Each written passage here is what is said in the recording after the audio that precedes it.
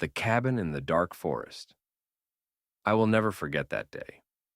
The forest was dense, dark, and heavy with silence. My friend Max and I had set out to search for mushrooms, but soon we realized we had made a terrible mistake. This forest was not like the others. It felt ancient, too ancient. The trees stretched high, blocking out the sun, and the air was thick, as if soaked with something unseen, something invisible. We pushed deeper, parting branches, and forcing our way through the undergrowth, but we found nothing, nothing but silence. Damn, are there even any mushrooms in this place? Max muttered, ducking under a low branch. I don't know, but I feel like we're being watched, I admitted, glancing over my shoulder. Max smirked, but there was a flicker of unease in his eyes. He felt it too, though he didn't want to say it. The cabin. After what felt like hours, we stumbled into a clearing. In the center of it stood an old cabin. It was massive, dark, its roof sagging, its windows boarded up, and the front door barely hanging on its hinges. Who the hell builds a house in a place like this? I muttered. Max shrugged. Maybe a hunter or a ranger. Let's check it out. Everything in me screamed that it was a bad idea, but curiosity won. We stepped closer. The door was slightly ajar, and a damp, musty smell seeped from within.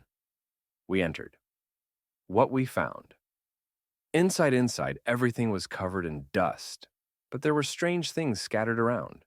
Wooden dolls with missing eyes, old books with yellowed pages, rusted knives. But the worst part, the part that made my stomach twist, was what we found in the back room. At first, it was only animals, headless foxes, rabbits with torn-off limbs, birds stripped of their feathers. We recoiled in disgust. But then, in the next room, we found something far worse. Human corpses. They hung from hooks, their faces frozen in twisted expressions of agony.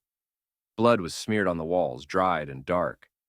In the corner stood glass jars, filled with human organs. I gagged.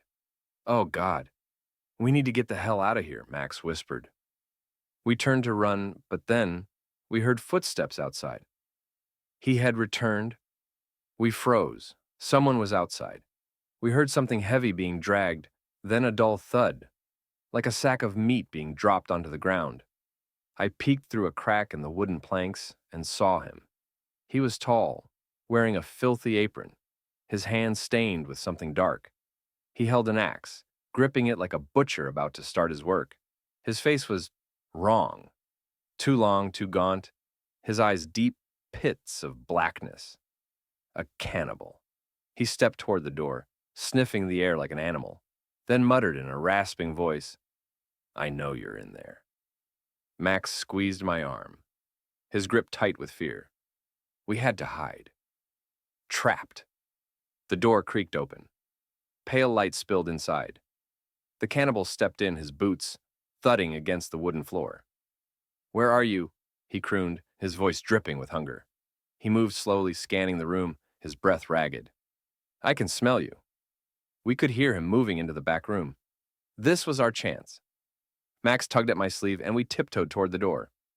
My heart pounded so hard I thought he would hear it. We were inches from freedom when I stepped on a dry bone. Crack! The cannibal stopped. His head snapped toward us. Aha! He hissed and lunged. The escape.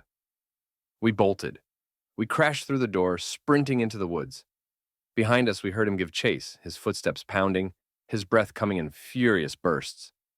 Branches slashed at our faces. My lungs burned. Max was yelling something, but I couldn't hear him. All I knew was that I had to run. Ahead, the trees broke open into a river. Jump! Max shouted. We leapt. The icy water swallowed us. The current grabbed us and pulled us downstream. As we surfaced, gasping, I looked back. The cannibal stood on the riverbank, watching. He didn't move. Because he knew. He knew we would be back. We made it out. We told the police. But when they arrived at the clearing, there was no cabin, no bodies, no blood. Just trees. Max tried to forget. But I knew the truth. The cannibal is still there. And he's waiting.